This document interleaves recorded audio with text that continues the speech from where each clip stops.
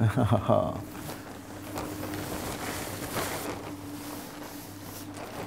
magnifique. Voilà, c'est un tableau qui m'a immédiatement parlé. J'étais très heureux de l'avoir. Alors il était dans mon entrée, ce qui était une entrée en matière, si j'ose dire, pour les invités, qui était assez singulière.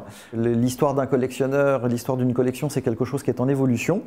Il y a des choses qu'on acquiert, et puis au fil du temps, notre goût change. Et donc, je me suis dit, voilà, c'est un tableau aujourd'hui dont je suis prêt à me séparer. Alors c'est très difficile de se séparer des choses avec lesquelles on a vécu. C'est un tableau où je souhaitais qu'il reste en France. Montpellier a délivré un message vis-à-vis du public et vis-à-vis des gens qui s'intéressent à l'art ancien.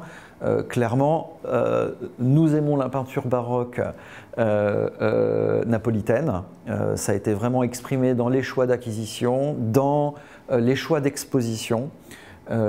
Et donc j'ai essayé de contribuer comme j'ai pu à la poursuite de cette démarche.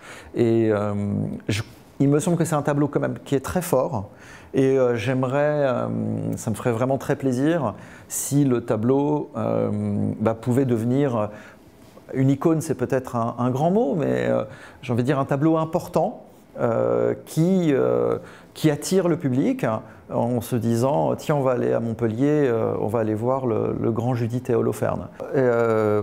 Moi, ce qui m'a frappé évidemment, et ce qui, à mon avis, est immédiatement parlant, c'est évidemment le visage d'Holoferne et sa bouche. Hein.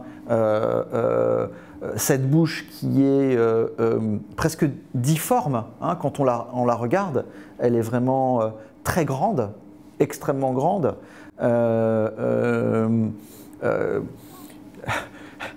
Si je pousse de là et y voir même un sexe, on pourrait presque l'imaginer, mais ce visage, pour moi, est un visage tout de suite qui est extrêmement fort et sur lequel je ne doute pas que le public sera sensible.